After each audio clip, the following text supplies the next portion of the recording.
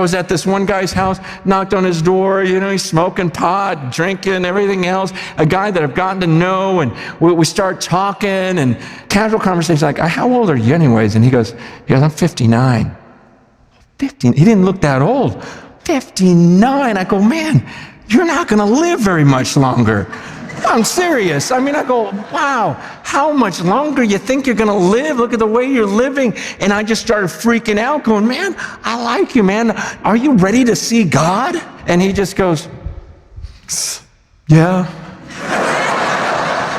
And I'm like, you're not, I promise you, you're not. And I just went to Isaiah 6. I go, do you know, even the prophet's like, you think there's no way. And suddenly you see these bumps on his arm. He goes, whoa, I just lost my high. I go, sorry about that. But it's just, it just started laying it out, and I go, man, do you believe this? Do you believe this? He kind of believed this, and laying hands on him, praying over him, gives his life to the Lord, gets baptized, and, we bring him over to our house, because it actually was going to be his 59th birthday, and he brought his crack pipes and a hammer and just buried it in our backyard. The kids and I sang happy birthday, bought him presents, and crazy thing though, he just goes, okay, pray for me, the first of the month is coming.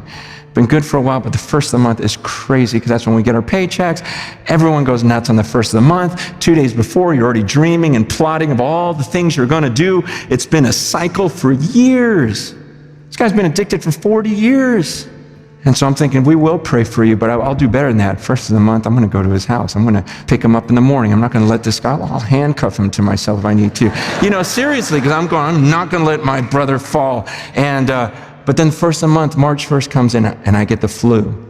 And I'm just sick as a dog, and I'm just going, I can't get up.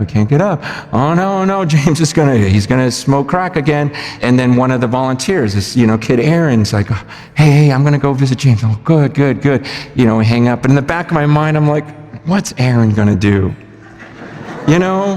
This guy's been addicted 40 years. He needs Francis Chan, Seriously, I gotta admit, some of these thoughts go through my head like, Aaron, some 20-year-old kid, hasn't written any books. And so you just start going, he needs me, just stupid stuff going through your head. End of the day, I get this call from Aaron. He's just like lit up, like, you'll never believe what happened. I'm like, what? He goes, man, I took him, we went to the bank, we put all his money on this so he couldn't give it to drug dealers. And then he told me about, how he hadn't been clean on the first of a month. He goes, in at least 20 years. He goes, there's no way, not at least 20 years. And he goes, so I say, let's go celebrate. So, I go, let's go to dinner. And he goes, I get on my iPhone, try to look for this one place, and end up at this, forget it, let's just go to this Popeyes right here at this corner. We sit down, have some fried chicken. He goes, I'm walking through the Bible with him. I got to teach him Romans 6-8 and walk through the whole thing with him. And then I looked at him and I go, man, when did this all start for you? And, James just goes, man, I was 19 years old when it started. He goes, my boss actually brought cocaine to work. He goes, and I'd smoke pot a little bit, drank a little bit, but I just wanted to try it. And he goes, and once I tried it, he goes, I fell in love with it. I couldn't get enough of it. And now for 40 years, I've been addicted to this. And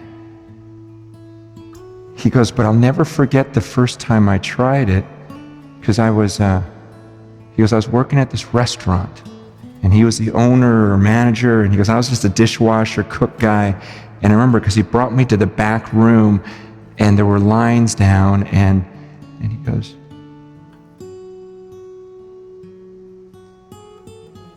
it was in here. Is this $5.99 to Visadero? Yeah. He just freaks out. He goes, it was in this room. This used to be, and he named the restaurant. It was right there. And he goes, for 40 years. It started here, and God had me in this desert for 40 years. Then he brings me back to the very place where it all started to deliver me after 40 years. If I ever doubted God, I will never doubt him again. Yeah.